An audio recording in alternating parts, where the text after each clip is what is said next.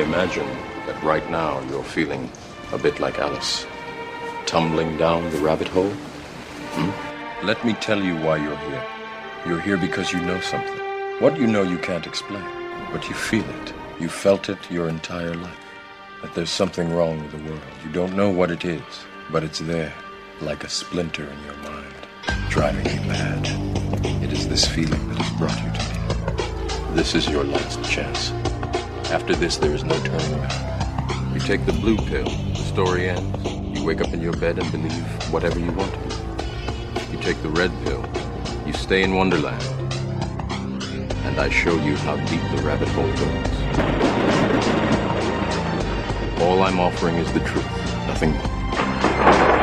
For we are opposed around the world by a monolithic and ruthless conspiracy that relies primarily on covert means for expanding its sphere of influence, on infiltration instead of invasion, on subversion instead of election, on intimidation instead of free choice, on guerrillas by night instead of armies by day. It is a system which has conscripted vast human and material resources into the building of a tightly knit, highly efficient machine that combines military, diplomatic, intelligence, economic, scientific, and political operations. Its preparations are concealed, not published. Its mistakes are buried, not headlined. Its dissenters are silenced, not praised. No expenditure is questioned, no rumor is printed, no secret is revealed. But I am asking your help in the tremendous task of informing and alerting the American people. And now, welcome to another episode of Down the Rabbit Hole. Here's your host from federaljack.com. It's Popeye. Ladies and gentlemen, welcome to another live edition of Down the Rabbit Hole. It is December 13th, 2013, the dreaded Friday the 13th. We'll do it live!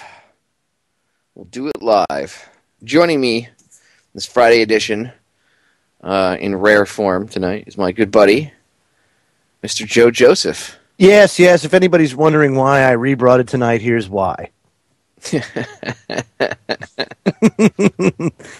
Because I just couldn't help myself. This was a good day to go over news with Popeye. So when we get together, you better watch out because you never know what's going to happen. Yep, and I've had 2 days off. Just in case anybody's wondering, yes, I know I said Wednesday I was going to have Sheree Feister on. Unfortunately, she got sick and we had to reschedule, so that allotted me some time to take Wednesday off and get some stuff ready for next week. And the only reason why I'm keeping everybody informed is because the last couple of times I've had surgeries and then I disappeared for 3 or 4 days or a week, people thought that I had canceled my show and closed everything down, and there were all sorts of rumors. So now I figure if I keep you all somewhat in the loop, you all know what's going on. So anyway, Sheree will be on in the next few weeks. Her and I will excellent. We'll reschedule because she's a great guest. But tonight it's just going to be a little bit, not mellow. I'm sure at times there'll be insults being hurled around the people that deserve them. But it's just going to be me and Joe hanging out, going over the news and everything, and tearing it apart, and giving you an idea of how we feel about certain things. In fact, we were not even going to go live tonight, but just the craziness that's been going on, and I've been wanting to get Joe on and go over things. So we just decided to do a F it, we'll do it live, impromptu, just hop on and do it instead of putting a rebroad on tonight. So we'll do it live. Yes, let's hop into the first thing, Mr. Joseph. Oh, no. Before we get into anything else, I did notice something on your page. Happy birthday, buddy. Well, yes, it was my birthday. It was my birthday within the past, we'll say. So when do you actually start collecting retirement, Social Security? I'm not that old. I'm not really that old. Just so people get it. On Facebook, my birthday comes up as 11/22/2000 or 11/22/1963. That's the date that Kennedy was killed. So it's kind of symbolic, but that's not my real birth date. I'm not 50. So a lot of people were wishing me a happy 50th, and I was like, yeah, and AARP sending you their card and everything else. I know. Hey, the worst part about it was I was like, I did it like as a symbolic thing, and people were genuinely like there was a huge outpouring, and this happens every year, but this year was like this huge outpouring of like, happy birthday, and then everybody kept saying happy 50th, and I was like, what? And then I realized that Facebook must have popped the thing up and said, it's Popeye's 50th, or Popeye's turning 50, and I'm like, no, I'm not turning 50. No, well, that's good. That's good. Because if that was the case, then I would be really old too, and I don't. That's not what we want. Yeah, because if you're 50, you're 51. I'm 51. Because you got a year on me, yeah. So. Let's not rush it, okay? Yeah, please. Neither of us needs to get to that. I stopped celebrating birthdays. I can't tell you how long ago, so it's fine. I don't care. I don't even pay attention to it. Ugh. Hey, I didn't get a chance to tell you this. I forgot to tell you this off air, but and I'll just tell the listeners because I forgot to even say this on air. In fact, live, you hear me fumbling with the plastic bag here. I'll pull the book out. You guys should look this book up. I'll tell you if there's I think his website's on here where you can purchase it. But his name's Colonel Glenn D. Frazier. I met this dude. He's a survivor of the Bataan Death March. And the day I met him, it was the day before his 90th birthday. It was on the way back from New Orleans. And I got a chance to meet him at the Alabama. Nice. He was inside signing books. As soon as he found out I was a disabled vet, sat down and started chatting with me. Like, blew everybody in the line off, waiting for books for like 15 minutes. And just sit there chatting with me. But he said to me, and the whole thing about turning 50 made me think of this. He said, if you have any bad habits, stop doing them at 55. Because he was going to be 90. I said, you got any advice on how to live long? And he said to me, if you have any bad habits, he goes, you like to party, you like to do whatever. He goes, eat crappy food. That's fine. Do it all. And then when you turn 55, stop it. Stop. So, and he sat and gave me some other advice. But he was a really cool dude. If you want to check his book out, it's called Hell's Guest by Colonel Glenn D. Frazier. And I think he's self-published. Let me see if I can find his, because he gives his email address and everything out. Yeah, just go to colonelfrazier.com. So it's www.co. Are you pumping New World Order books again? No, this is actually a really good book. This okay, good. I just wanted to make sure that you're not doing that stuff. No, it's like inspiring if you read this guy's book. It's like what he went through in during his imprisonment as a Japanese prisoner of war and then surviving the Bataan Death March and all that. Like it like totally, I got nothing but respect for this dude. So www.colonelfrazier.com. It's COLONELFRAZIER.com, and check his book out. It's worth it. The guy is just a generally awesome individual. Joe, if you met this guy, you would have been like, "Oh, we need to go have coffee," and like you would have like picked him up over your shoulder and run out the door. And you wanted to talk to him for like 3 or 4 hours. Just a totally awesome guy. Nothing but you should see his chest too. I mean, obviously after surviving all that and making it through World War II, he's got medals out the yin yang, but generally really a good guy. So I just thought of that when we were talking about being, turning 50, it made me think back to when he said to me, when you turn 55, and he said he was like not joking around. He was extremely serious. I said to him, serious, but like a little bit kidding. How, get any tips for surviving the 90? I hope I make it to be your age. And that's when he said to me, if you do anything you do that's bad at 55, knock it off. So, like, I guess you could party up until 55 if you don't have a heart attack by then, stop it.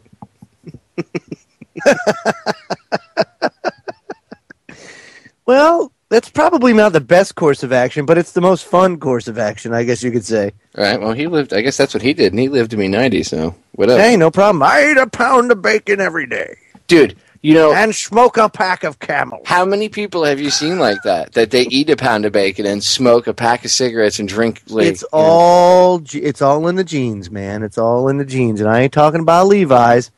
On both sides of my family, there's the longevity gene. My great-grandparents on my mother's side, both. Heck, my great-grandfather, he lived to 87, but he was like a 2-pack a day guy, smoked a pipe, drank like a crazy, and all that kind of stuff.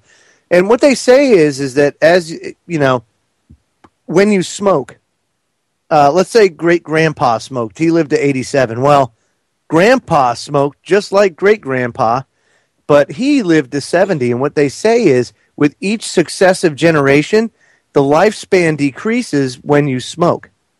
If it happened the generation before. I don't know why, but I'll tell you what, I've seen it.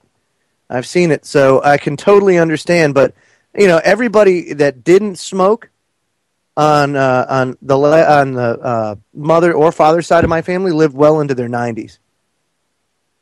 Or are still living today in their 90s. So I mean, it's there, but I don't think that they've been faced with a lot of the stuff that we've been faced with, like the cancer rate has skyrocketed. Now it's 1 in 3 for a myriad of reasons. I just got into it on YouTube about this. I've decided that because all the censorship between YouTube, Facebook, Twitter, and everything, it's hard to have this conversation. It was easy for a brief moment to have conversations about this stuff, but now stuff's being blocked again, right? So I've gone back to the old school guerrilla techniques that always worked. And now people are all over, especially with Google Plus and YouTube, doing their little merge thing.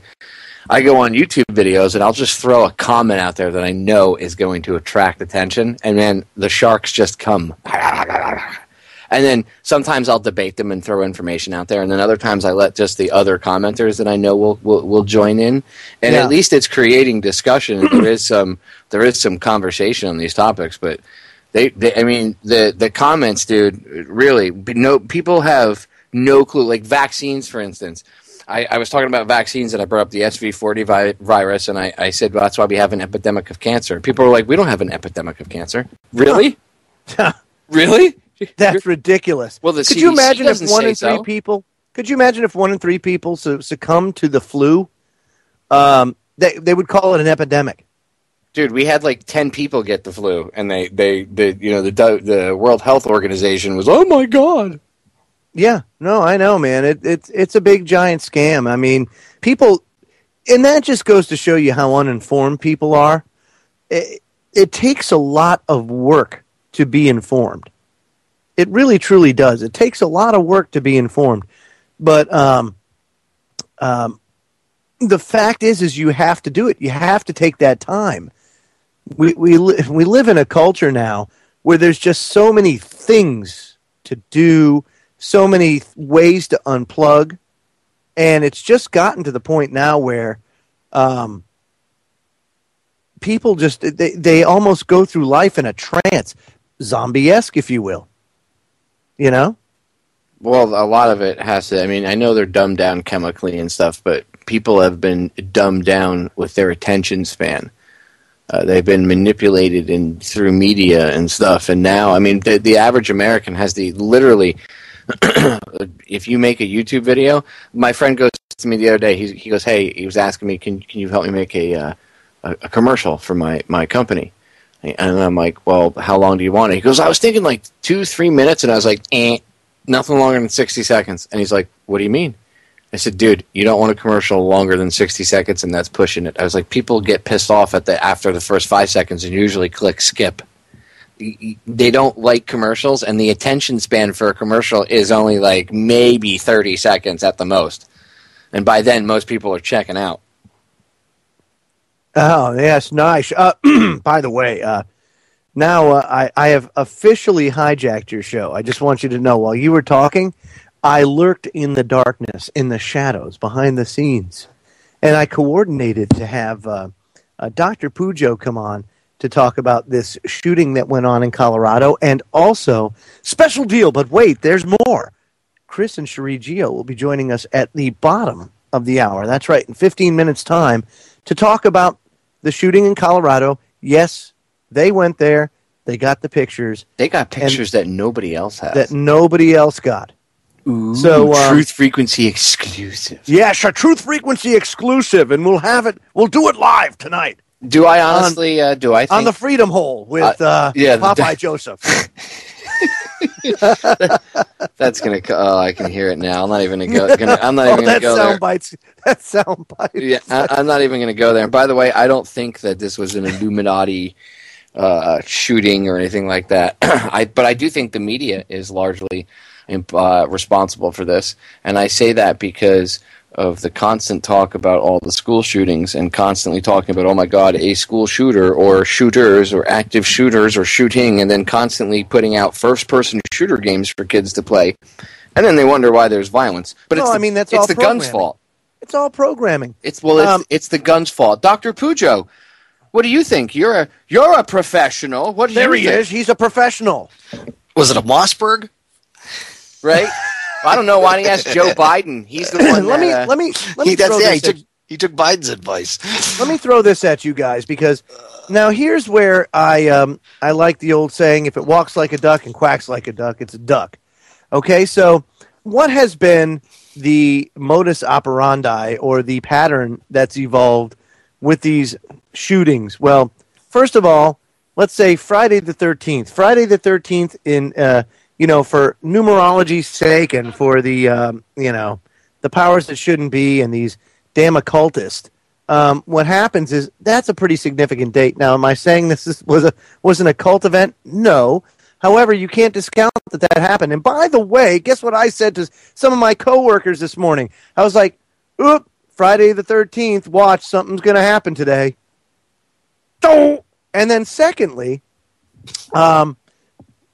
it happens in a gun-free zone.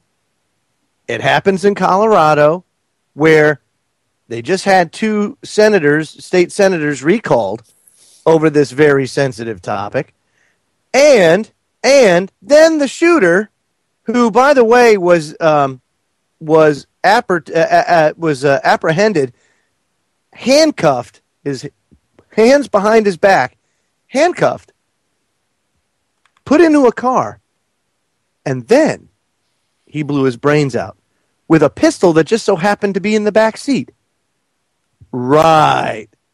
Wait, I'm sorry. This stinks. This stinks. Hold on. This kid blew his brains out in the back of the cop car? Yes. That is what... How many times have we... How many that's times what the WNCT 9, Durham police chief, said teen died of a gunshot wound to the head, and when they explained it, they said it was a self-inflicted gunshot wound. Quote, he said the noise heard by the officer was a gunshot, and it was a gunshot wound in the head. Lopez said the handgun was found in the car and that Huerta, the 17-year-old guy that shot himself in the head, was still handcuffed from behind. Okay, so still think it's not, shall we say, shady? Because I think it's a wee bit shady. Well, I didn't say there wasn't shady things going on, but I don't think that it would be a sponsored event. We'll say a state-sponsored. No. And the reason I say that is because the kid used a shotgun. He doesn't have 150 rounds of ammo on him. He's not wearing body armor. He wasn't a conspiracy theorist. They're not all over his background already. It just not, at least not the way they normally are. If they're trying to, and of course they'll use it to push the agenda. They'll just spin it. Yeah, in all reality, the kid probably got pissed off, grabbed a shotgun, which was the only thing available to him, went to the school and decided, I'm going to do it on Friday the 13th, for whatever reasons, whatever things he's been told or been exposed to. Mm-hmm. And then, honestly, dude, the media has a lot to do with this. They are responsible for a lot of these copycat things. Every time Obama gets his ass in a sling, this time it was with selfies with the Danish prime minister. And everything, and it's causing an uproar. Why? This is atrocious. What a violation of etiquette and everything else. I think the best part taking was his wife. Oh yeah, it was Michelle, of course, because not his bitter half. Yeah, exactly. So you think you got to see the bitch card being played big time there, but anyway, so you have this happening, right? Every time he gets his ass in a sling, something like this happens. It was Sandy Hook. It was all that. It's all after the fact. After he gets himself in trouble, that's when you see it. And I don't believe in coincidences. And I'll tell you what, this stuff happens for a reason. I don't know why. I don't know the details, but I can tell you it fits the pattern. And that's the problem, is that there's a pattern that's emerged with these, quote, mass shootings, if you will. And the pattern is always after Obama gets himself in trouble, always in a gun-free zone and in a state that is anti-gun. Well, I can't deny that. I mean, being in the same county as Columbine and the Aurora, Colorado high school or movie theater shooting, rather, isn't odd. And I get it, but honestly, I think a lot of that has to do with that area. I mean, I've been out there, and I'm not saying that people out there are weird, but I don't know, who knows? Maybe there's a different vibe going on, and it changes the way people think. I don't know. Maybe the kid was just, not just depressed. I mean, I'm sure there's maybe something else a little bit more behind it, but obviously this kid had a grudge. But I'm sure a lot of it, and the idea to shoot up the school, comes from the media. Comes from the media. Mm-hmm. And video games. I don't care what anybody says, video games don't cause problems. Look, I'm not saying that they're the root cause, but they're part of the problem. They're not when you couple it with psychotropic drugs and you couple it with those things are realistic anyway, and then you take drugs that you kids don't know what reality. Dude, when I was like 11 years old, they had me on Ritalin, and I've talked about this. That crap made me a zombie, okay? And I didn't understand what that feeling was until later on in life. For the first time I ever smoked pot, and I got high, and I was like, "Oh my God!" Now I could, once I was older, I could understand what I was going through when I was 11. But at least when I smoked, I could understand things. Whereas when they had me on the Ritalin, I was on my rear end. I was a freaking zombie. Okay, now fast forward to today, where they give kids Prozac and drugs that they have, like you've talked about. Your favorite side effect of one of these drugs is promiscuous sex and gambling. Yes, the restless leg syndrome drug.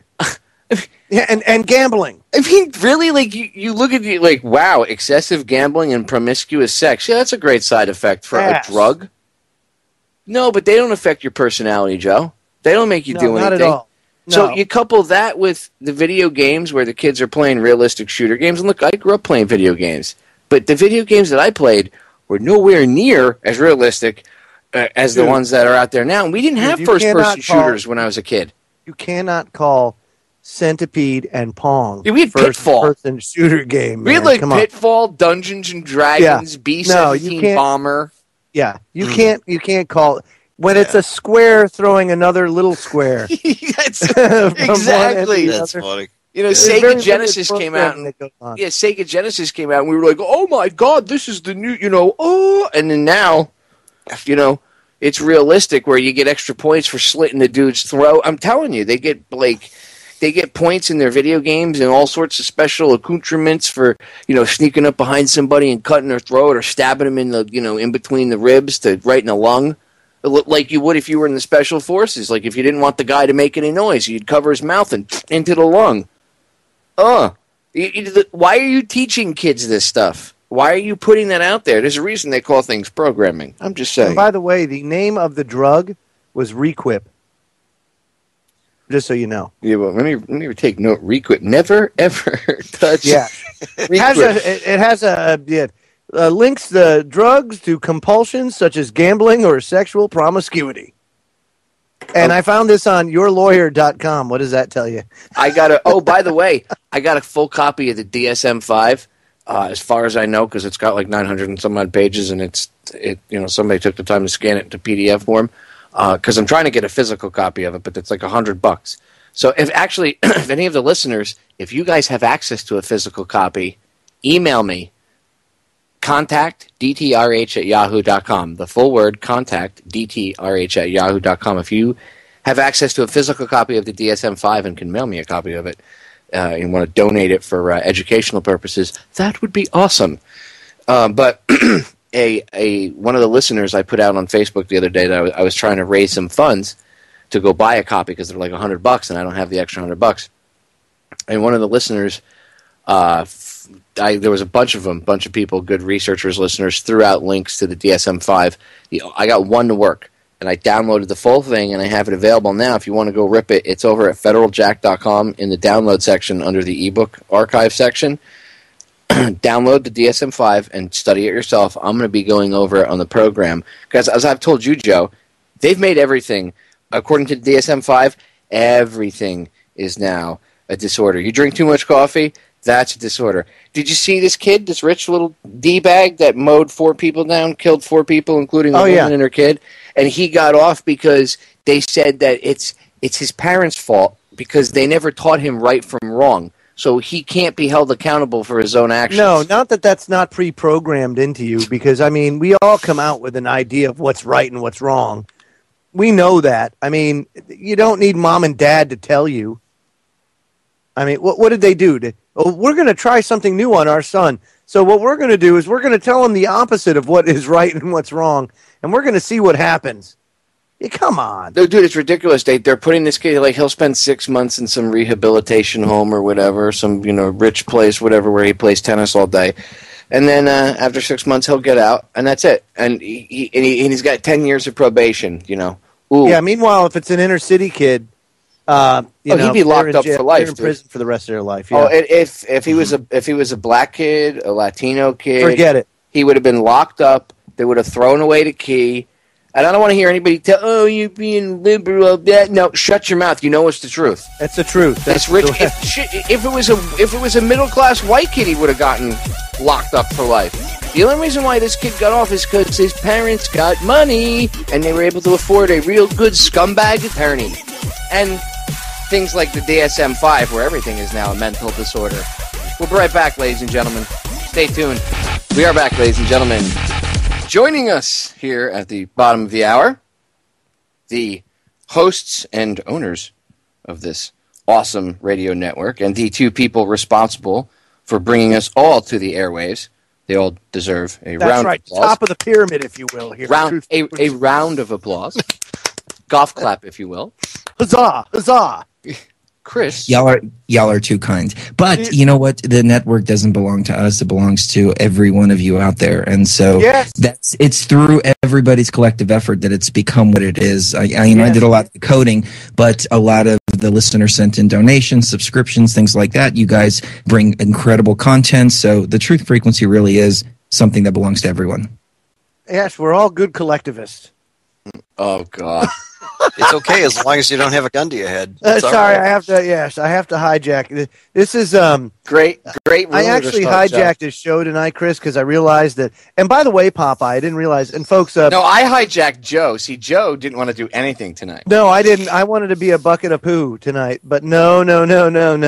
Popeye dragged me back from the doldrums to come on the air, and the reason is because he wants me to get all ready to do Monday to Friday again. So he's actually getting me back into fighting shape. That's all. It's boot camp for Joe. Yes, it's boot nice. camp. I totally forgot to run your show today. I'm sorry. It was you're totally my hero. Okay, good. You're totally, completely my hero today. So that's cool. And then Popeye just totally ruined it. Yes, I wrecked But it's cool. Day. I'm good. I made him come on. So actually, I'm glad that he dragged you guys on because you and I were speaking earlier. And, yes, welcome to the Freedom Hole. With down the Freedom Hole. That's going to start all sorts of rumors. Anyway, the Freedom Hole with Popeye Joseph. Yeah, it's deep. Yeah, very, very deep. But anyway, Chris, I know you and Sheree got a chance to actually go outside this school shooting or outside the area of the school shooting. You guys actually got some exclusive video and pictures. You were talking to me earlier about this off air, and you guys got from an angle that none of the news agencies even have. So it's literally a Truth Frequency exclusive. So before you get into details, which I'll give you the floor in 2 seconds, and you can have it and take as much time as you want going over what you saw. First, I want you to just take 30 seconds and tell me whether or not you think this is a staged event or if you think it's a real event that they're just going to hijack to try to push the emotional reaction against guns. Well, you know me, and you've read the content on our site. I'm the first one to jump up and say crisis actor. I mean, I secured an audition with a studio that was hiring crisis actors and put it on YouTube. So I wholeheartedly believe in crisis actors and staged events. However, in this particular case, there were a few things right off the bat before we even got there to suggest that this was real. First of all, there's only one person dead. And when we were going over there, they just said that he had serious gunshot wounds. Apparently, he died in the hospital. Number two, there was only one person injured as well, and I think one other person was injured, but it wasn't from a gunshot. They weren't too clear about that. But the body count was way too small for it to be a staged event, because if they were going to stage something like this, and it's got to be 18, 20, 30, 40 kids dead and big, just a big fiasco going on. When we got to the scene, it was actually pretty surreal. Everybody that we were talking to really genuinely was in some type of fear. We did a fantastic interview with this one kid, a student who was right there in the hallway while all this stuff was happening. Now, one thing that he said, though, and he was in tears as he was giving this interview, so we have this exclusive footage that we're going to put up on YouTube here probably tonight, tomorrow. I don't know. We're pretty exhausted. So I can tell that these kids were really shaken up. We weren't talking to crisis actors. I didn't see any earmarks of crisis actors. I didn't see a place where everybody was congregating. I didn't see a place where they were giving out refreshments. I didn't see any signs that said everybody must check in here. Nothing like Sandy Hook. So that was the first thing that I noticed. But the kid, though, we talked to a couple of different people, and they said, this is exactly what they said. They said, well, we were just sitting in class, and then all of a sudden, boom, we heard flashbangs. Now, I don't know how he meant that term flashbang. Well, that was something let me throw this out at you, Chris, because a flashbang sounds eerily similar to a shotgun report. So I can understand if he, when he says flashbang, if he means that, the sound and even a flash, because a shotgun will do that. Especially in the school hallway where it just oh echoes yeah, down it's the all hallway. cinder block. That thing's going to be so loud it'll blow people's eardrums out. That is very true. That is very true. Other people were saying that it sounded like books dropping in the hallway. But that's about if you dropped like an encyclopedia from like the ceiling level and it landed flat, that would make a loud depending on how echo. far away you are too. Yeah, like especially if you were down the hall, it would sound like that. I mean, shotgun. If like say he was in a room and the door was closed and you were out in a hallway, it would definitely sound like that. Shotgun blasts. Have you ever fired a shotgun or been around a shotgun being fired? Yeah. Okay, well then they're pretty loud. It would make sense that they heard bang, loud bangs and stuff, as opposed to a pistol or even a rifle being shot. It's very distinct difference between a shotgun and a pistol and a rifle. Right. I definitely agree with you on that. We talked to a few other people, and they all basically had the same story. I was trying to structure my questions in a way to where I didn't come off like some crazy conspiracy theorist, and I was also respectful of what was going on and the people's feelings. But some of the questions that I was asking was, did you notice any strange activity leading up to the event on this day? Were there any extra police there? Was there anything strange going on? Nope, nothing at all. This just came out of the complete blue, according to everybody that we spoke to. So I couldn't even find any earmarks of a false flag, that there was any pre-knowledge to any of this at all.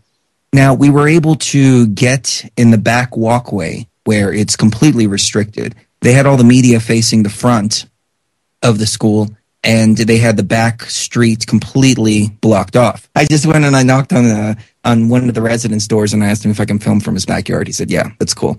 So I was able to get a shot of the back of the school, and we were there for a good 30 minutes, where all the activity was happening. All the SWAT teams, the riot police. I mean, there were probably 50, 60 people there with some kind of automatic weapons. I don't know if they were semi-automatic like AR-15s or if they were M16s, but these were hardcore military police right there. And so it was a little intimidating because everybody had a big gun except for myself. And I'm sitting here holding this camera, staring directly at all of these riot cops and militarized police, and I'm just waiting for one of them to just walk over. And one of them did. And I gave him the whole spiel about I don't want to make any contact, I don't want to give my name, I'm not answering any questions, etc. So he pushed us back into the gate that we were standing at. But luckily, next to the fence line, there was a big blocks of wood that we were able to stand up on and film. It was cold as heck, though, and Sheree was getting cold. I can only imagine. Yeah. So we were out there for a good hour, but we were waiting for the body, for them to bring out the shooter's body. No, we unfortunately couldn't get it on tape, but we got all the activity and everything that was going on behind where they wanted you to look. And I knew instinctively that's the place to go. But because this was a real event, in my opinion, then we didn't find anything to suggest otherwise. Wow. Hey, can I get the Emperor's take on this for a second? Everything is proceeding as I have foreseen. I knew it. See, it is saying it's not a conspiracy. Come on. Of course it is. Look at this. they pushed him back to the fence. Oh God.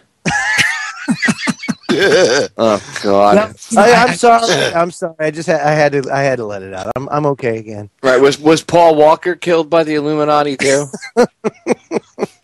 I have to say something. I have to say something. Okay, I just got to throw this out there. Like, even though I don't think everything under the sun is a conspiracy, I appreciate if people actually do research into it and they find weird things that, like, there are flags here and there. But, like, 15 minutes after something happens, when people run out and they're like, oh my God, it's them! That gives us a bad name. And when it's not, quote unquote, them, we look like dicks. So I'm just saying, like, that doesn't help the cause any. You know, screaming, what is it, the Johnny, the boy who cried wolf? You don't want to cry wolf, you know? Just saying. That's all.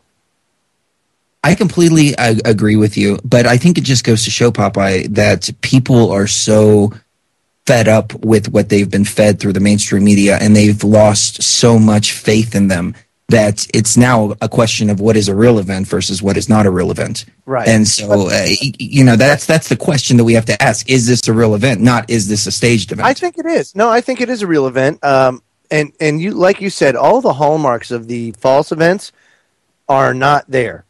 And this, you pointed out all the different ways, and I'm not going to go over them again, but I will say that it eerily, because it happens in the same area as Aurora and Columbine, and because it happens on Friday the 13th, and because the guy blows his brains out at the end, it all follows a pattern. And oh, by the way, in the state where 2 state senators were just recalled because of the gun legislation. No, you know what I mean? I agree that there's shady stuff, but like I said to you, that whole area has a lot of weird connections to mind control and MK Ultra programs and all that stuff. And I mean, that's why, like Chris, you guys live around like the area. Is there a different feeling, in Colorado? Or I know you've driven at least through Denver. Is when you've driven through there, does it feel different? Can you feel like that? There's, I don't know. Does it feel more depressing? Well, I've got to tell you this: that we live in the military-industrial complex center. Everybody around us is involved in the military-industrial complex. Most of them work for Lockheed around the area that we are. I believe that my neighbor is one of these sleepers that they're going to activate at one certain time, and I'm just hoping that we can move out of here before they do. And I kid you not, I mean, we did a little bit of research, and we found the background of who this guy's dad is, who he works for, the whole situation that's going on with this kid. So, yeah, I mean, I'm not saying that jokingly. However, the energy that you get from interacting with people is the total opposite of what you would expect. Mm-hmm. Everybody's smiling. Everybody's nice. People open the doors for each other. Even today, when we were driving around the school, the police were coming up to us and smiling and directing us in a certain area to go this way or to go that way, where we were trying to get into where the roads were closed. I talked to a couple of the cops out there. They had a smile on their face, and he was like, well, I come from Douglas County, so I'm only here to help out with this situation, so I don't know the area, because I was asking him directions and things like that. So it's definitely a really different vibe in Denver. And it's like, and no offense to anybody that's Mormon here, but it's like the Mormons. You talk to a Mormon and they're like so happy, so cheerful. Everything is so great that you're like, I know you're hiding something, dude. What the hell are you hiding? With your feelings. They're too perfect, like Stepford Wives. Yeah. Right. So it's that type of vibe. And I don't know if that makes any sense or not, but the depressive kind of vibe, you really don't feel any of that. Not where we are. You go down to East Denver and over there it starts to get really bad. But that's more of the GMO diet programming that these people are all about, getting their checks from the government every month and all of that. And, it's just that type of vibe down there. But in the military-industrial complex, around the military-industrial people, it's totally different, and it's very bizarre.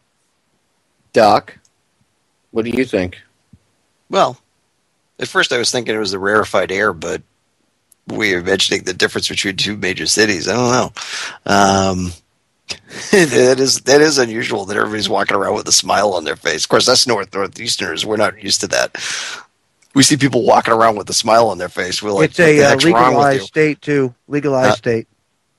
Yeah, everybody is high here, too. So that is true. Oh, well, that's got to be the problem. It was the cannabis. The guy got high he smoked a joint and said, I'm going to kill everyone. This is why we bring everybody together, because, see, you can piece the puzzle together and come to find out that this is really an anti-marijuana agenda shooting.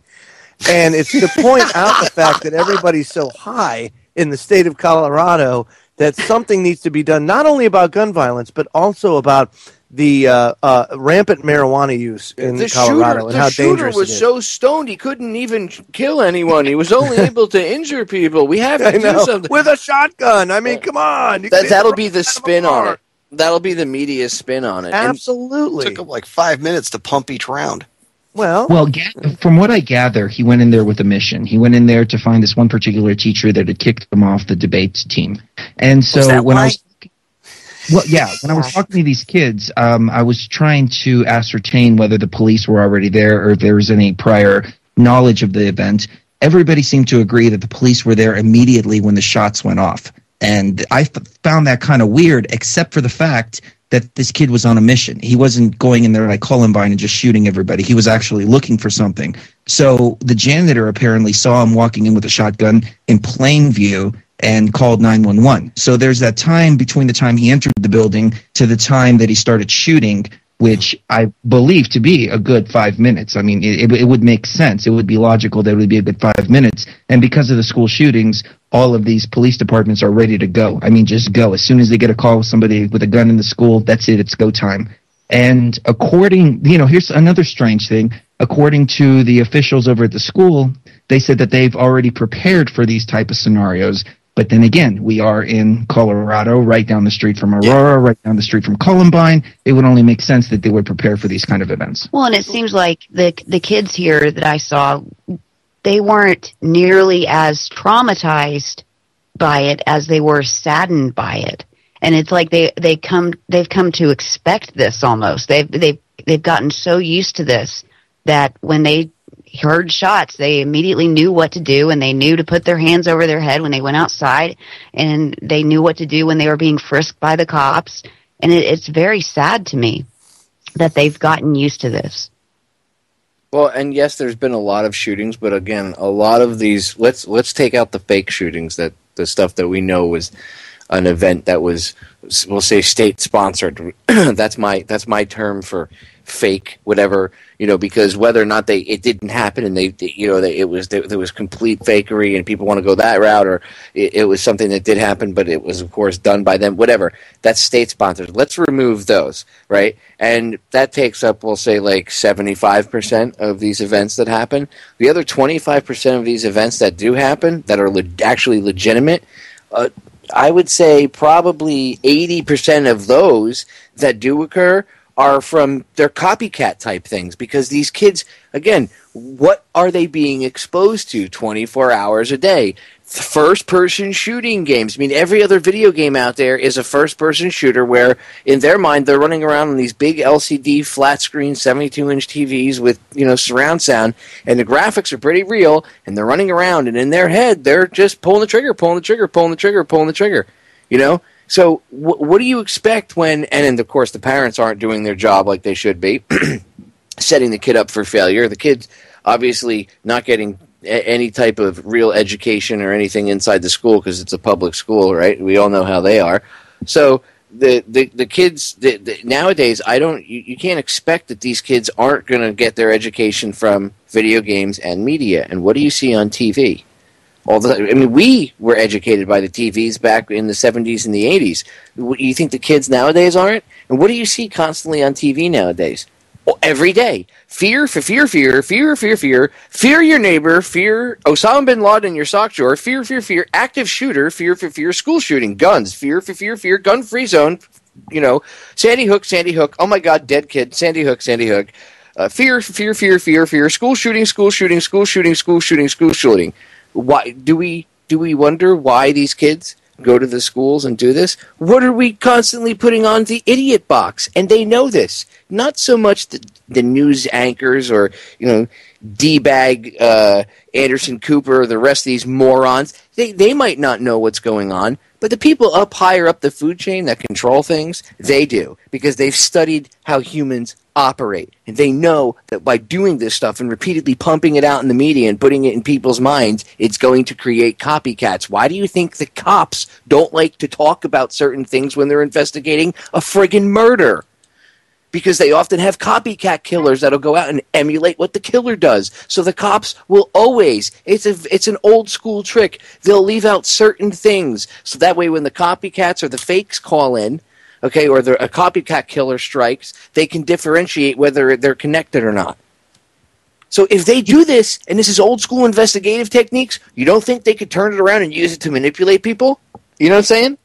You know what, though? This whole thing that video games affect us, I mean, it's a ridiculous notion. It really is. If video games really did affect us, I grew up playing Pac-Man. So I would have spent my teenage years in a dark room listening to repetitive electronic music, popping pills. Oh, wait a minute. Maybe you're right. Yeah, exactly. Yeah. Exactly. And all I'll say about first-person shooter games, and people can debate all they want. Well, the history, if you go back and look at video game history, if you go back and you understand that first-person shooters, okay, are all based, the original first-person shooters was Pong, 1976. Well, no, the first-person shooters and stuff can be traced back to military programs that the Pentagon wanted to create, to better train infantry. Okay, and yes, there are video game makers that took the idea and actually made it better, and then they were incorporated. The Pentagon sought these people out later on.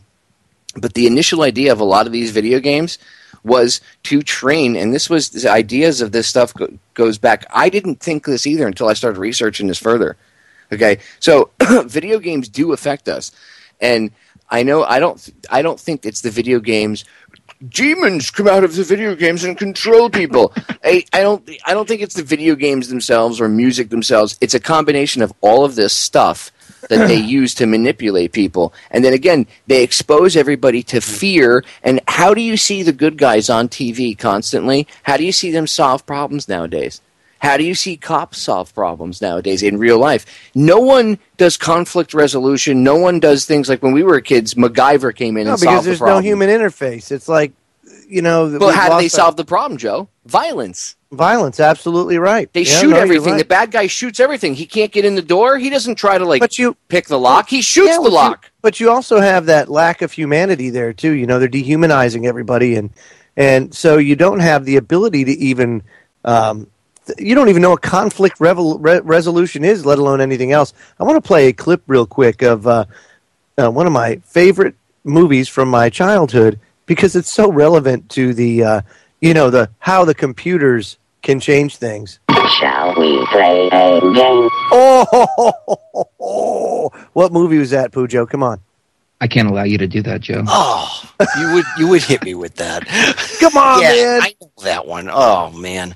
Come on. Are you kidding me? I can't remember it. Oh, come on. It's War Games. The title. What?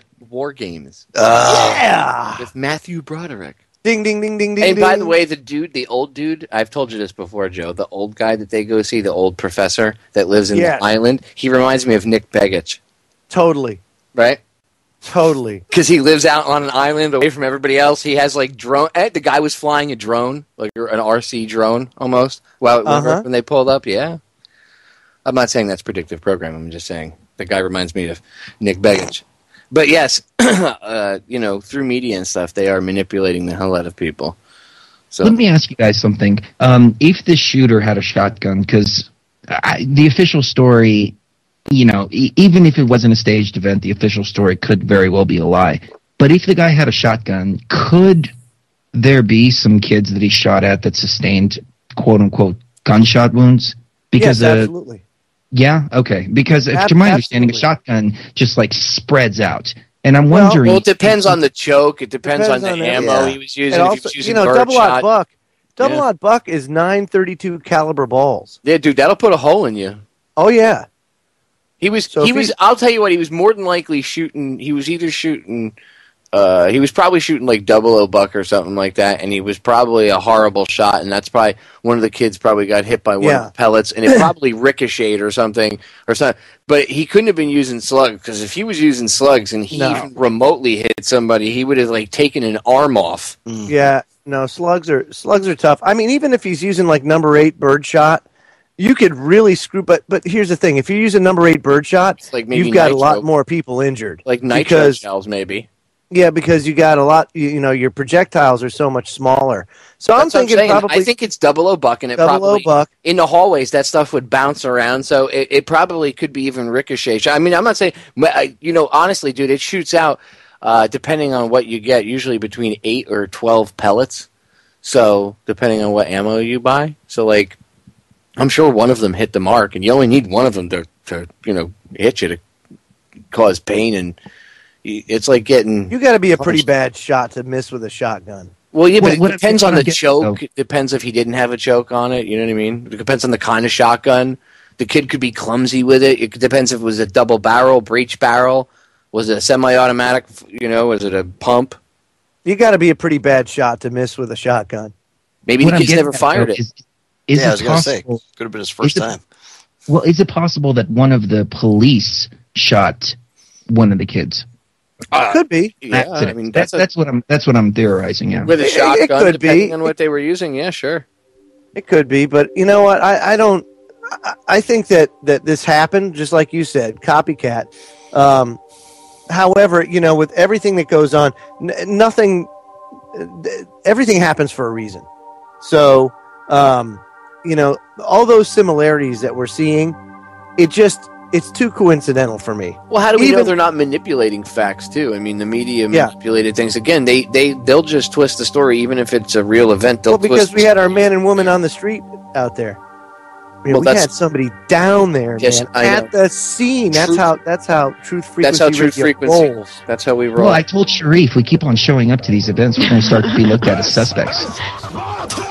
Right? You're going to have to get official press passes. I could totally see that. You're like, wait, we've seen you every one of these. What's up with that? Who is that dark, long-haired gentleman over there? Yeah, yeah, and you wear trench coats and stuff? Yeah, that's great, Chris. Oh, yeah, that's just great. You'll be locked up. I got to pause us, though, guys, because the break is sneaking up. Ladies and gentlemen, don't go anywhere. Roundtable will continue in hour 2.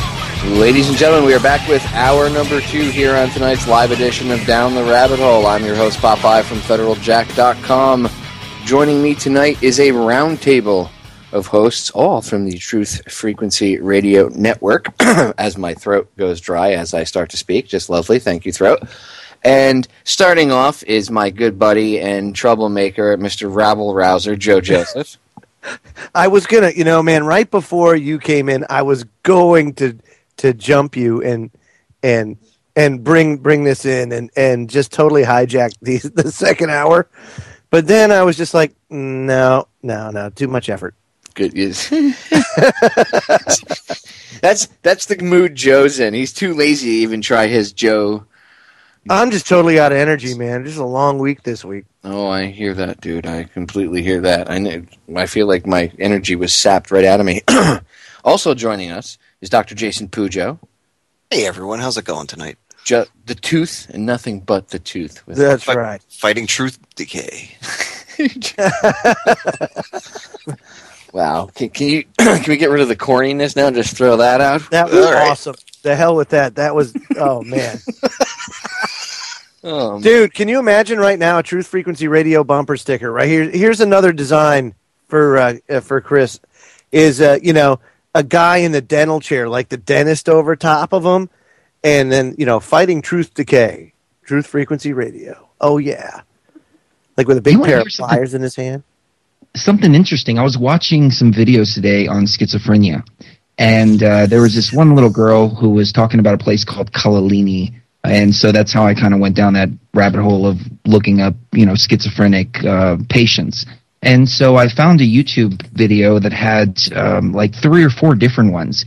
And I've got to tell you, it's like so it's shocking and disturbing how similar the stuff that they're talking about is to what we talk about. And I'm going, oh my God, this is insane. There was one guy who was talking about having antennas mounted in his head. And this was a schizophrenic patient that was having a session with a psychiatrist. And he said, well, and he broke down how the brain works.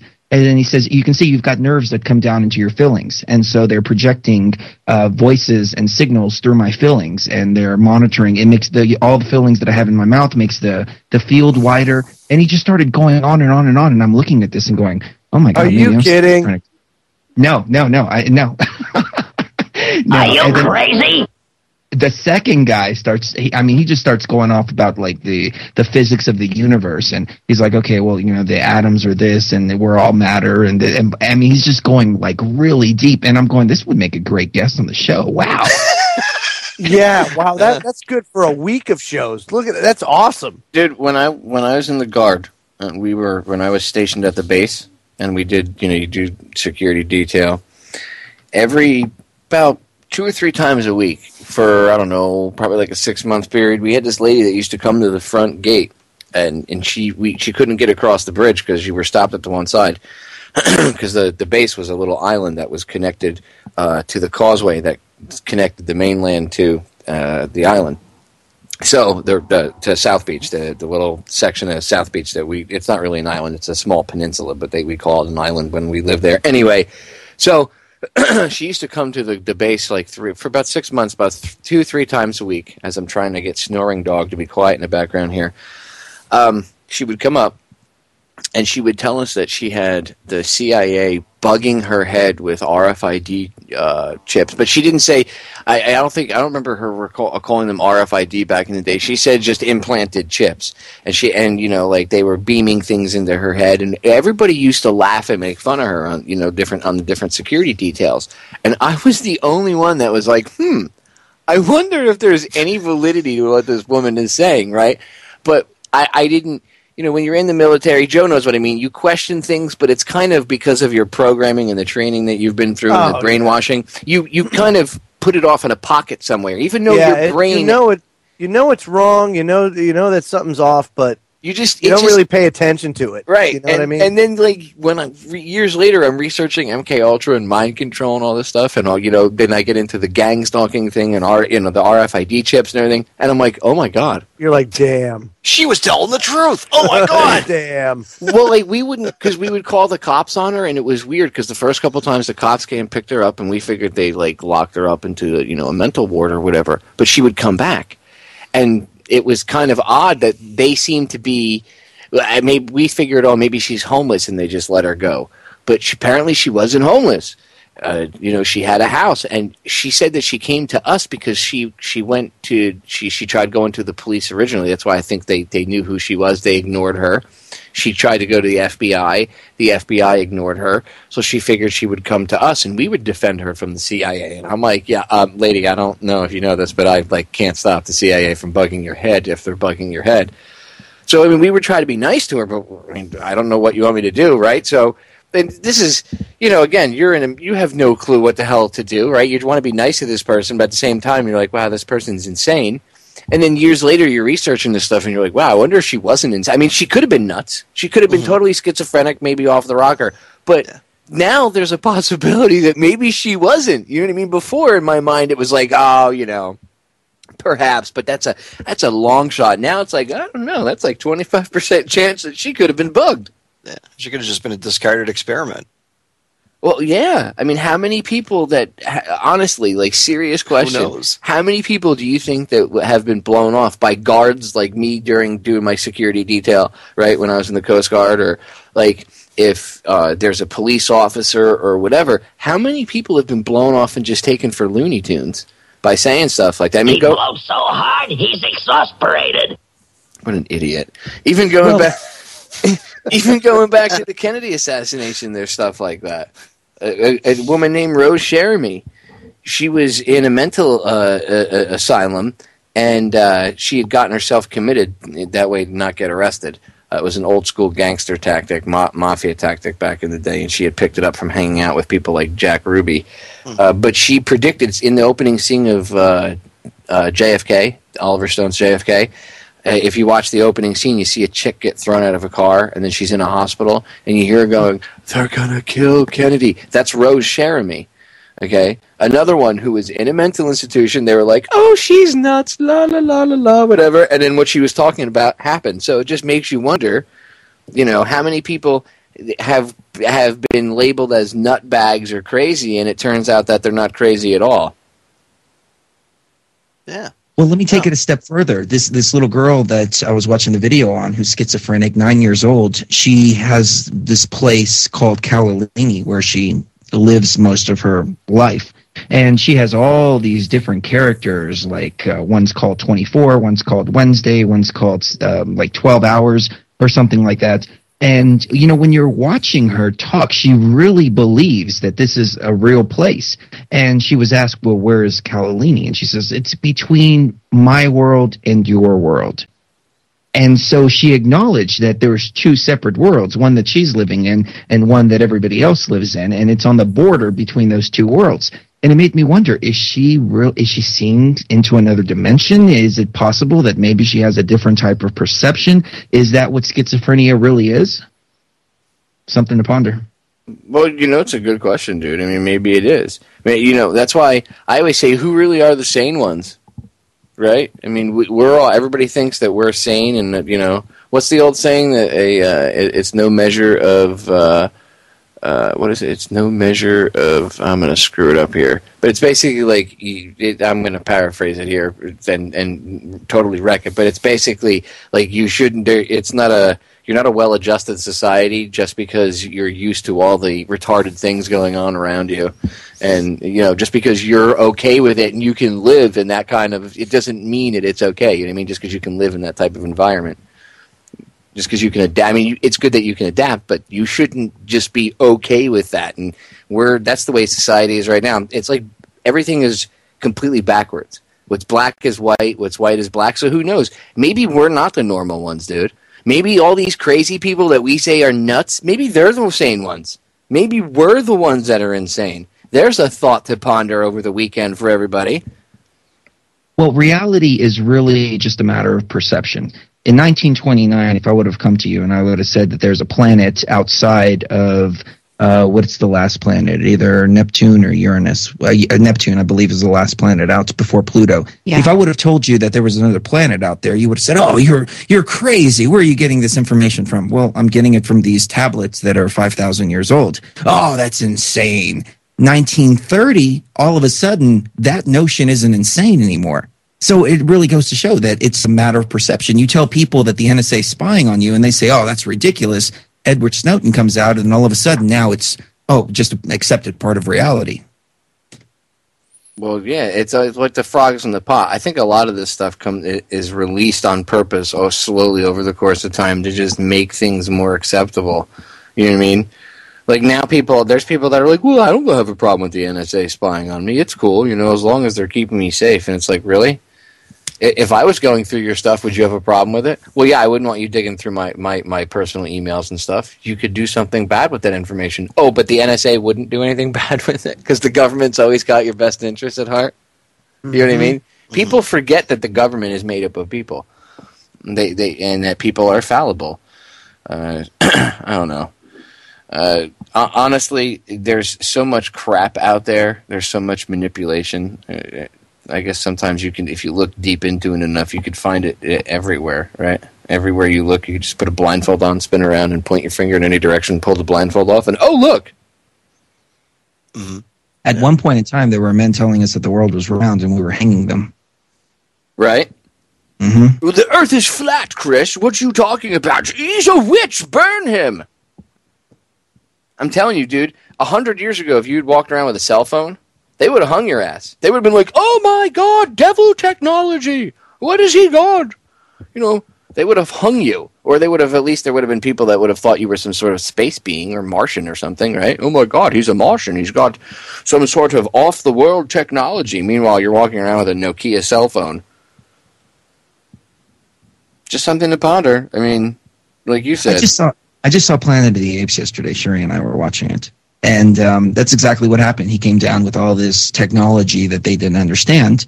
And so they started looking to him as a godlike deity or being because he had all this technology. And these people just simply did not understand it.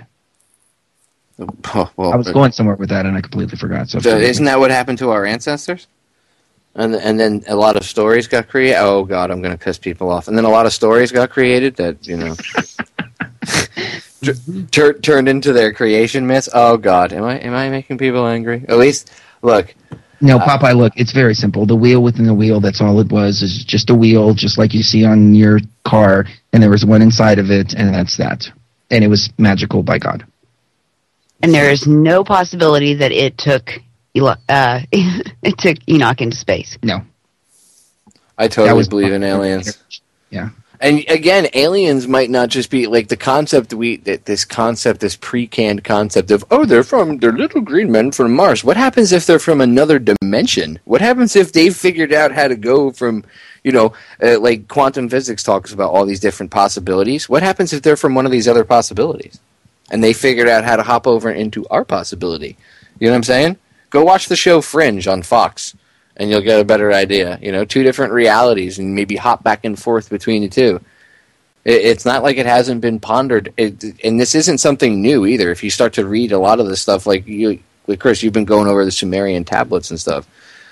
Those things are thousands of years old, and they talk about this stuff. I like how the Sumerian tablets talk about gene splicing, and yet, like researchers today, scholars, air quotes, scholars will be like, "Oh, those are just stories and myths." Really? So these guys had myths about gene splicing, and now it's a technology that we're just perfecting and getting into today?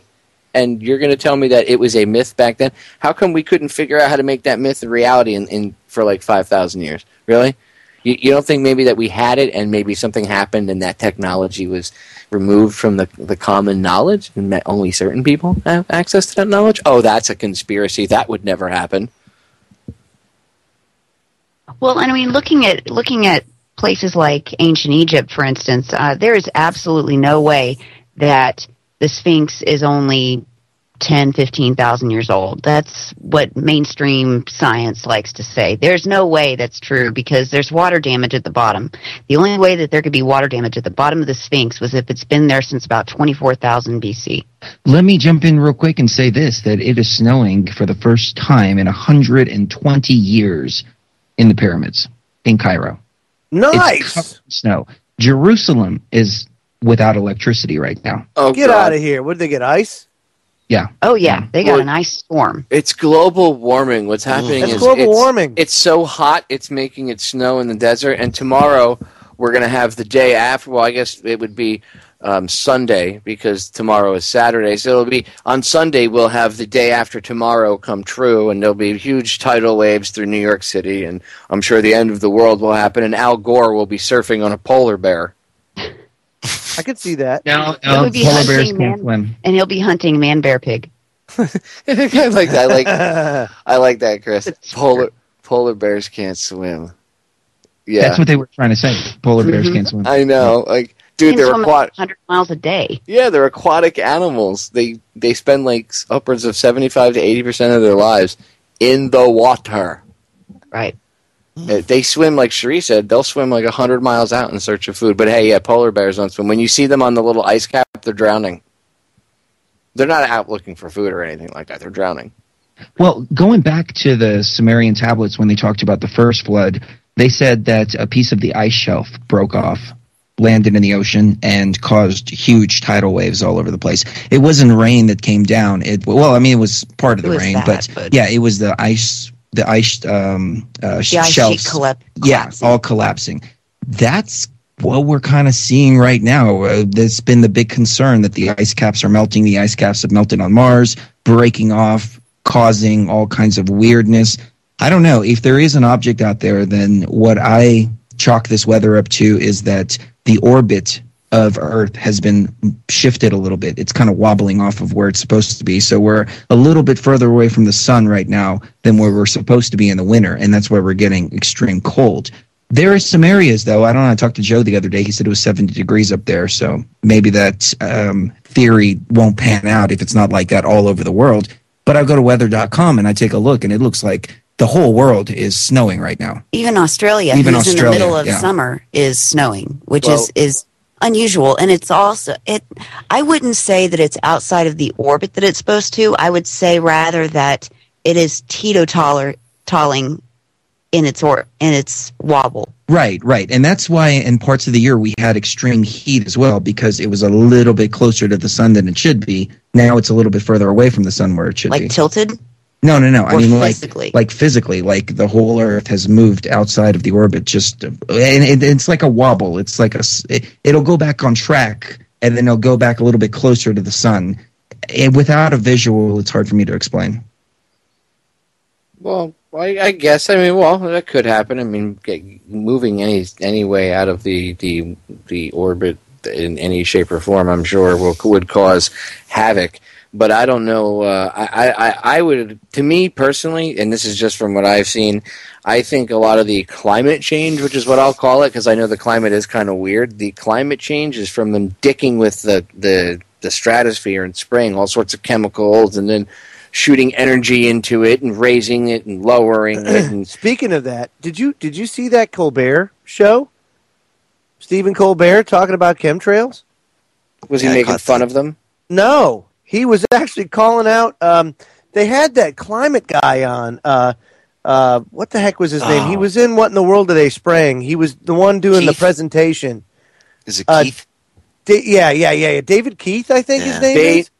Oh, yeah. They actually had they had him on Colbert, and Colbert says, "Hey, one day it's going to come out that the government's been spraying this stuff in the atmosphere all along." Yeah, and then the he guy's said, like, "No." He's like, "And go ahead." Well, yeah, I know. So he goes, "No, that couldn't know. But if we spray sulfuric acid, up in the air, we can go and reduce the sunlight, yada yada yada." And Colbert goes, "Oh, so what you're saying is that, because he said something along the lines of, well, it would only be like a 1% increase."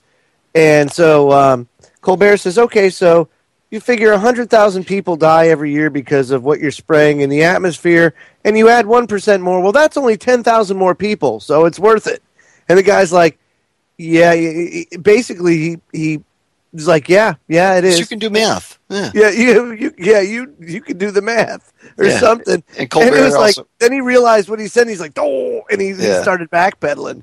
And Colbert also said, like the government wouldn't lie about anything ever again. Yeah.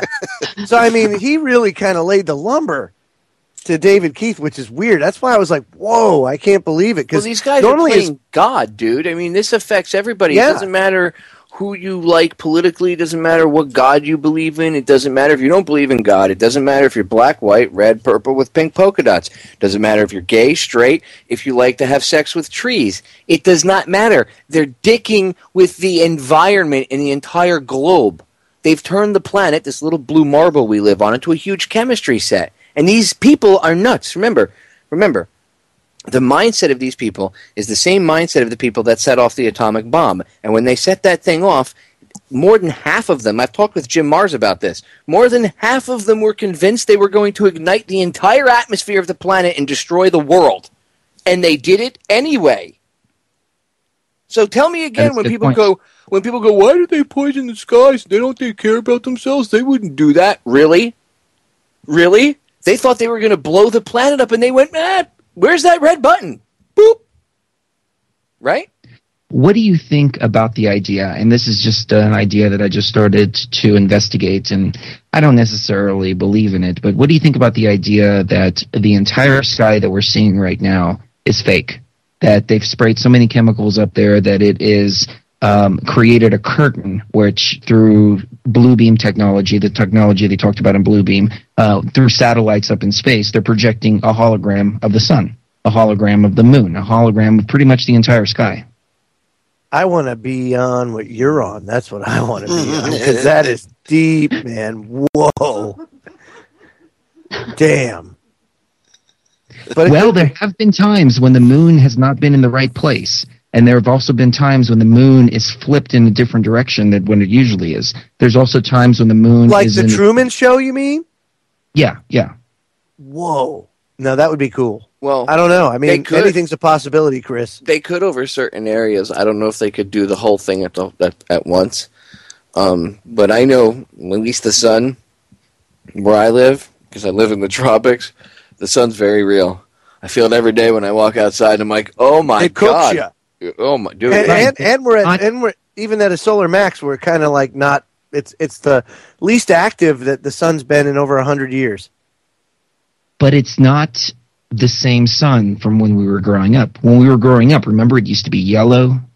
Now it's this white shield of this white mirror type looking thing in the sky. So much crap in the air, though. Yeah, how much crap are we looking through? I mean, when you walk out and it looks like a David Dees painting, it's like. Yeah, I mean, this stuff never dissipates from the sky. You look at a really clear blue sky, and it's still got a light little milky haze to it. Yeah, the last really blue, clear sky I saw was probably about coming up on 4 years ago, and it was one weekend in a March, and it was absolutely crystal blue, and you don't see that anymore. I mean, you just never see it. So, dude, the other day, it was blue. See, down here in Florida, I notice it more because we have the Caribbean weather and the Caribbean sky. Mm-hmm. So it's more noticeable. And you'll notice it a lot. In Jersey, it's kind of like gray and dreary. Northeast, it's all gray and dreary during the winter. So it's harder to notice. But down here, even during the winter, you notice it. The other day, it was supposed to be sunny during the day. And then in the afternoon, you're supposed to have rain showers come in, which is pretty typical for, tropical Caribbean weather. Mm-hmm. Afternoon rolls in, and it's this nice sky, and the afternoon rolls in, and I actually have video of it on my phone. I just haven't uploaded it, and you see all the planes. They start crisscrossing across the sky, literally. Within like 45 minutes, the sky's all hazy, everything, right? You can't see anything. And within like an hour and a half, 2 hours, all these clouds that you saw building up, all this rain that you saw building up, never fell. It just stayed up there and kept traveling along. That's exactly one of the things that they desiccated the atmosphere, and that's exactly what they did. Yeah. Because that's what Mike Murphy talks about, how they'll do that to keep the water vapor in the air and to stop it from raining, and that's what they did. You could see it. You could see the storm literally receding, and within like an hour and a half, it was sunny and bright. But no, they don't dick with the weather. Nah. It's just ice crystals. Yeah, it's just ice crystals.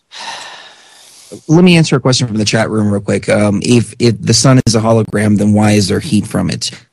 What this theory would, at least in my opinion, it would be that what you're seeing is a hologram, not necessarily what's behind it. Of course, the sun is behind it, but they're projecting just fake stuff in the sky. John and I went over this. Again, I don't know. We've got to do more research on this, and I don't necessarily believe it, but it's something to look into. John and I went over this last night about the universe being a hologram. We were doing some quantum physics last night, and it actually, some of the quantum theory actually supports that theory that this is all a hologram. Well, we project our own hologram anyway. Our reality is actually a collective hologram that we all play into. That's why when everybody says, how do we change things? Well, change starts from within, and then that emanates outward, and that changes the hologram, and anyway, so forth. Break coming up. Ladies and gentlemen, don't go anywhere. We'll be right back with this awesome roundtable of truth. Stay tuned. We are back, ladies and gentlemen. Final segment. It's been an awesome roundtable. Like I said, totally just off the cuff, unplanned. Actually, some of the best radio ever done in the world is not only off the cuff, but off the chain too. Off the hook, y'all. Dog. I love when Joe does that impression. Oh my God! So I actually want to stay in this topic that we were chatting about, the whole multiple dimension hologram thing. And you brought up a really good point, Joe. Ooh, yeah. You know what, dude? You keep talking because I'm going to find it. There's an actual a pretty good description right now of the hologram thing. And you know that guy that did the physics, that song about quantum physics? the MIT student. Mm-hmm. He actually explains the whole thing, and it's really well. That video, presented. by the way, that kid has got to have an IQ of like 250. Absolutely. I mean, he's just spot on, dude. If that's even possible. I don't know. I mean, but I'm sure I'm going to get an email. That's not possible, Popeye. No, he gets it, though. But let me play this because I think you'll find this very interesting. Forget everything you thought you knew. The earth, the universe, the cosmos, the very chair you're sitting in, the very buttock you are sitting upon. They're all an illusion. That's the latest news from a team of theoretical physicists in Japan who've used a complex series of numbers and equations to conclude that the entire universe may just be one giant hologram.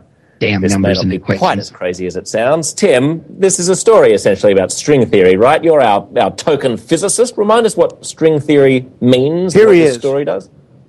So string theory is, once again, the theory that everything in the universe is made of tiny vibrating strings, and the way they vibrate determines what kind of particle they are and what kind of force they carry throughout the universe. So this is a theory that's based on this universe. It's sort of a universe in a box or in a ball. If the universe is contained within a space, and on that space there's a boundary, sort of the way that you have a tennis ball or something, or a basketball, you've got the skin of the basketball and you've got the interior. So you've got a universe in the interior, and on the skin, there's something else going on. So the idea is that what's going in the interior can be described entirely by what's going on the outside skin. And it's like a hologram. Everything inside is determined by what's happening outside. So that's this latest theory, right? So what do you think about that? Chris, seriously, that is like, phew, but would make sense in the term of having that, the creator, the power, that universal power, you know what I mean? Well, doesn't Ike talk about this stuff too? I mean, and not only him, but all these other people. They talk about all this stuff. We make our own reality. I know Chris talks about this. I know Sheree does. But think about it like a computer. Here you live in this computer world. We could all be just data, if you think about it. Well, and, DNA, they admit that DNA is actually like a USB thumb drive, and now they're actually trying to store bits of information on DNA.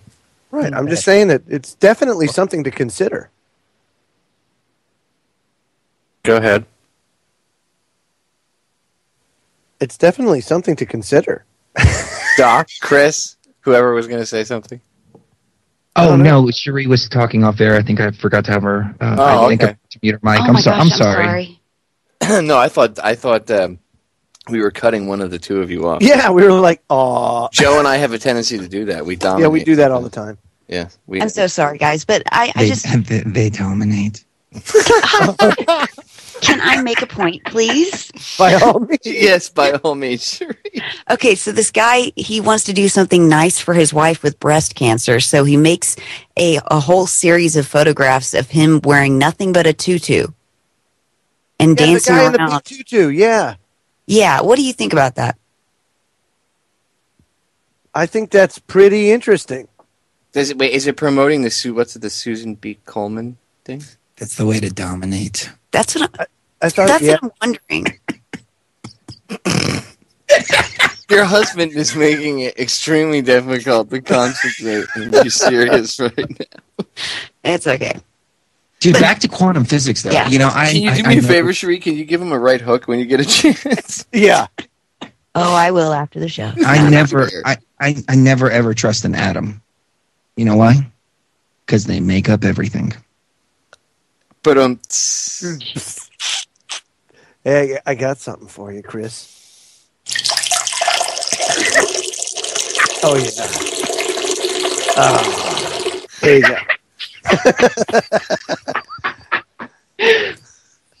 Oh man, there's so many people that are gonna be like, I don't get it. And yet there's so many other people that are laughing their asses off. They get it. God. Oh. Anyway, I have a question for you guys. A serious question. All right. Hey, a serious question. A super serious question. You ready? Sure. Do you think that this country has become a nation of wussies? Let me say this, if you guys mind me. I'm not promoting anything. Oh. However, I'm just looking and analyzing history. Okay. You take the protests in Europe, for instance. You have cops set on fire.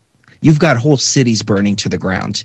I mean, there is when these people protest, they protest. What is the result of that? The result is that the cops lay down their helmets and lay down their shields. Here in the United States, we go and sleep in the cold. Once we sleep in the cold and almost freeze to death, then they come and pepper spray us. And we just sit there. Is there a connection between that? I don't know. But to answer your question, yes, we have been sissified. I would agree to. I would have to agree to that. And I know what you mean when you say you're not backing anything. What he's saying is he's not saying run out in the streets and cause chaos and mayhem. But there's obviously not. But you have to find your voice. That's why the other night. Well, if you're getting kicked in the face while you're trying. Well, to yeah, but I asked everybody the other night, all the men, to stand up, please, and do a package check for me because it's time.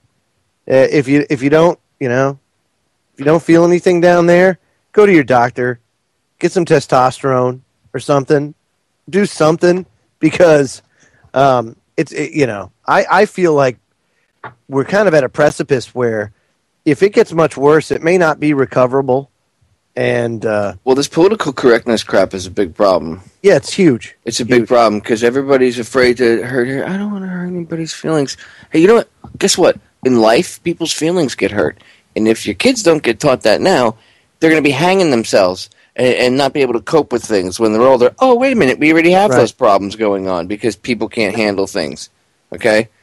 Seriously. Right. Life sucks sometimes. Right, Sheree? Well, that's why I think it's so detrimental to have this whole Common Core thing and the new way of teaching kids that doesn't include any kind of after-school fights. You're not allowed to have those anymore. You're not allowed to get your aggression out by playing a good game of kickball or, tag. Even tag has been banned in a lot of schools because they don't want any kind of contact and they don't want anybody's feelings to get hurt. And even in some classes, I've heard that they're not even giving them grades anymore. They're just giving them all an A because they don't want to make some of the kids feel bad and give them a bad grade. They canceled the spelling bee because this kid won it like 4 or 5 years in a row and he's like the spelling bee champion or whatever. So they just decided to cancel it and make everybody feel special and give everybody an award or whatever because they didn't want any of the other students being intimidated because this one kid kept winning every year.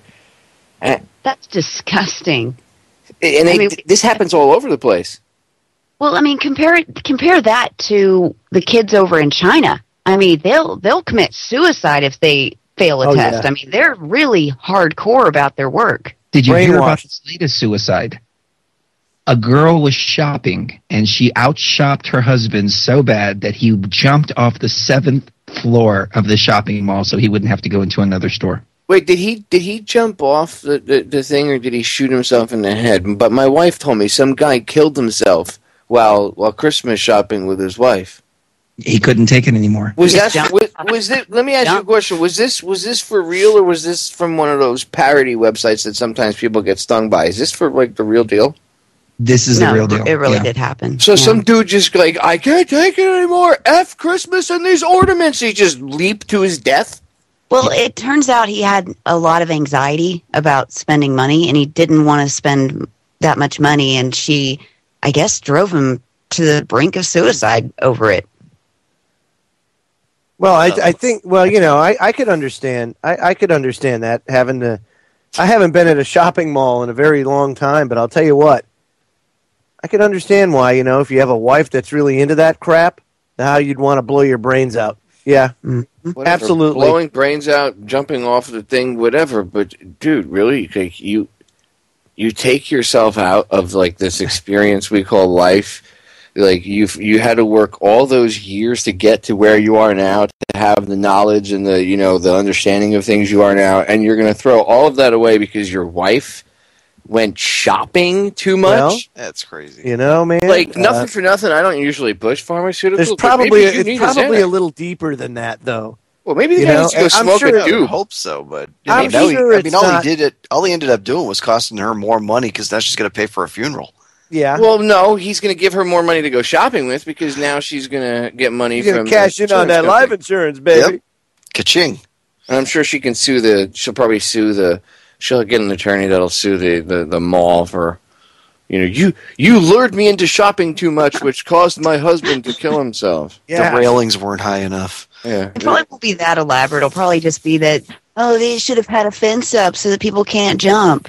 You're right, Sheree. That's what they'll do. The attorney will go for the easiest, the lowest hanging fruit. There was no safety net or a fence to prevent people from killing themselves. My Archie would still be here if you had a fence up, right, lady? Because you have no personal responsibility in it at all, right? That's not part of the problem, right?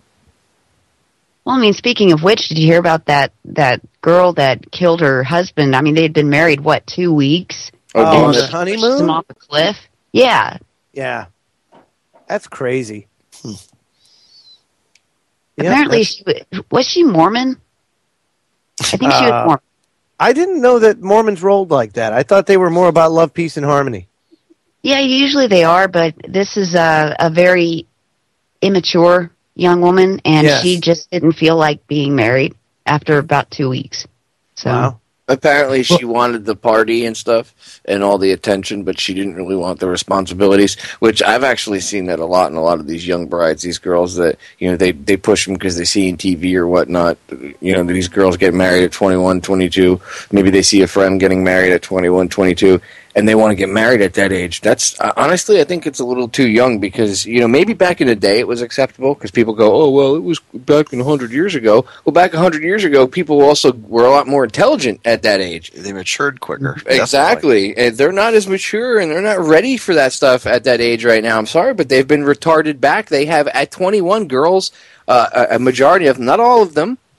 There are many out there that are beautiful, young, intelligent women, but for all the beautiful, young, intelligent women out there, there are a lot of ones that are dumbed down right now, and they're, on a maturity level, and perhaps maybe 16, 17 years old. And that's how they're stuck in that level. And I'm not picking on anybody, but that's just the way it is. It's something that we need to address so we can fix it. But that's what's that's part of the problem, right? Yeah, I agree completely. I mean, and it's the Disney programming with the princess wedding and all of that as well. But the reason why I asked if she was religious was because a lot of times when you're in a deeply religious family, you aren't allowed to get a divorce. And so I'm trying to think of, why would she want to push him off a cliff? I mean, there are other ways to end a marriage. It's called divorce. Or even annulment if it was only 2 weeks. Yeah, exactly. And so I'm trying to think, would there be any reason why she would want to fake an accident? Well, if you go back to some of our shows back in 2010, 2011, we had somebody named Lucas on. And I hate to take this back to Planet X and all that, but it's just amazing because he was talking about as the years progress and we see Planet X coming closer because of the electromagnetic field and other things that it's radiating, we're going to notice a lot of things. Number 1, zombie attacks. Number 2, cannibalism. Number 3, people going insane and doing absolutely insane things. Even though we can't see this thing in the sky, and I'm not saying that it's there because I can't see it in the sky, the symptoms that Lucas was talking about are all coming true right now. And it makes you wonder, wait a minute, what the heck is actually going on here? But I think everybody would agree. There's been an outbreak of cannibalism, zombies, people acting crazy, jumping off of 7-story shopping mall floors. You name it. Everywhere you turn, we can't understand the behavior that we're seeing right now. Could it be because of that, or perhaps because we're so over-medicated? I would have to agree with the latter. I mean, it could be. Look, I could be wrong. There could be a planet out there. I'm not discounting it at all. It's a possibility. I'm more in the category of the medications, the vaccines, the crap in the food, the crap they're spraying in the sky. and plus all the radio waves and all the crap that's on TV. We live in a horribly polluted society. I mean, it's crazy. And I that's how I think we're I know we're manipulated. So I think that has more to do with it than but I could be wrong. I mean, you never know. The planet could be tilted, Chris. I wouldn't discount it at all, and I wouldn't tell the listeners to be like, "Oh, that's crazy." No, it's not. I mean, it could be a very real possibility. I wouldn't say that it's not. But personally, maybe it's a combination of stuff. I mean, maybe it is that. Maybe there is another planet out there. They just admitted that there was something else out there. There was mainstream articles about it. Chris and I were chatting about this the other day, and throwing links back and forth to each other. So who the hell knows? I mean, we don't even know what's in our own ocean. We act like we know everything. This is one thing about the human condition, whatever. Yeah. We think we know everything. We're like, we studied everything. I meet people that are like, we know everything there is to know. We have the internet. I'm like, really? It's a lot of dogma. And even modern science today is dogma for the most part, a lot of these things you can't use a scientific method for, because how do you reproduce these events and phenomenon and all that stuff that happens? So it's a lot of dogma. It's a lot of belief. It's a lot of faith. They put their faith in different things, Some people like to worship their toaster. It's cool. I don't care. You do what you want to do. I think that having free will is a pretty good thing. And so everybody exercises it in their own way, and as a result, you get many different beliefs and theories. The hologram thing I thought was fascinating because it just almost Matrix-esque, but look at how we live now. I mean, it's almost like the Matrix. Maybe that's why they're getting rid of all the payphones, so it's harder to get out of the Matrix. Could be. I think Popeye's at about the same place that I am. When you talk about what you can prove so much, then you start to theorize about other things because everything's already said and done at that point. So, yeah, right. On our show, we talk about some crazy, crazy stuff. And unless we build a spaceship and actually go up there, we can't really prove it unless this thing just shows up in the sky. But the theorizing behind it, I think, is very healthy. It is. It's awesome. Yeah. It definitely stirs thought and debate and everything else, gets people researching, which is what we want. That's what you want. You want people to be informed. It just gets the interest going. But we definitely need a lot less of this and a lot more. You hear that? Joe's for depopulation. And a lot more of this. Beefcake! Beefcake! Because we don't want wussies. We need people. We need fighters to get out there and people to stop being offended at everything. Yeah. I got offended. Good. That's what the First Amendment's for. The First Amendment isn't for speech that you like. Right. It's no. For speech that you don't like. Exactly. Like, I don't agree with everything everybody says, but I have to defend their right to say it. Otherwise, absolutely. I don't have a right to say it. It's the way it works, ladies and gentlemen. And if you start to think that what you have to say or how you think is better than somebody else's way of thinking, and that only your way of thinking should be promoted, which is what you're doing when you tell people that they can't talk a certain way. Okay, yes, there's a certain way to act in public, and we have rules and things like that, and laws or whatever. I'm doing air quotes when I don't want to even get into that right now. But we already know all this stuff. So the controlling and the tyrannical police state aspect of all of this, where they come down on you now for breathing in the wrong direction, well, that stems from this political correctness crap. The way they get you to accept the tyranny part is to go into it really slowly, which is what this political correctness garbage does. And we've totally sissified this country where everybody tattles on each other and everybody's feelings get hurt, and they can, you said something that hurt my feelings. Who cares? Who gives, I'm going to say it, who gives a shit? Who really cares? If somebody said something that offended you, oorah to them and give them the finger. Tell them to kiss your ass. Say something equally as offensive or even more offensive if you can. Fire back at them with something. That's the American way. Don't, you hurt my feelings. Stop it. I mean, the military gives out stress cards now. In boot camp. They give out stress. Hey, newsflash, when you're under fire, the Taliban's not like, oh, wait, they have a stress card. Never mind, they have a stress card. You know, if you're fighting some other innocent people, well, I mean, the Taliban aren't totally innocent. Yes, they've done certain bad things. But if you're fighting other farmers, we'll say, in some other country that the empire is trying to invade, do you think that they're going to go, oh, they have stress cards? Oh, they don't want to get shot at anymore. Guys, calm down. Everybody just relax. They have stress cards. Take a chill pill and smoke. No. This is like affecting our culture in every way, shape, or form. We need to stop it. Seriously, we need to stop it. I mean, that's why kids commit suicide now. Oh, I don't know why my kid hung himself, because they were getting bullied. Because you failed as a parent. You should have told that kid to go whoop some ass. And you know what? The first bully whose teeth gets knocked out, all the other ones are going to be like, wow, we shouldn't mess with this one. Take note. And if they do, maybe the kid's got to knock someone else's teeth out. I know, violence isn't the answer, Popeye. I know that what... I totally agree with you on that, Popeye. I think that's what's missing, is that even kids that are standing up to bullies nowadays are being punished for it, are being expelled for it. Kids are being taught from a very, very young age to not fight back under any circumstance. And it's detrimental to our freedom and our entire way of life. It is. It's really because bad. They're not going to fight against tyranny when they grow up. Exactly. Dude, look, I fought bullies growing up, and I always fought for the underdog. Most of my friends growing up, I became friends with because I ended up, meeting them somehow, usually because I would see, like one of my friends, I watched him get pushed into this pond that was in a park behind my house because these kids that I knew were trying to take his RC, his remote control boat that he was playing with in the pond. So I went over and I beat the crap out of the two bullies, and I became friends with the kid. That's how I ended up meeting him. And I still know him to this very day. I chat with him every once in a while. So, I mean, that's how it's always been, and look how I am now. You know what I mean? If I didn't go through the experiences I went through when I was a kid, if I didn't deal with the crap that I went through, it wouldn't have shaped me to be the man I am today. We're turning these kids now that are like complete babies, and I mean just wimps, whiners, whatever you want to call them, sissified, wussified, pussified, and I mean they can't handle anything.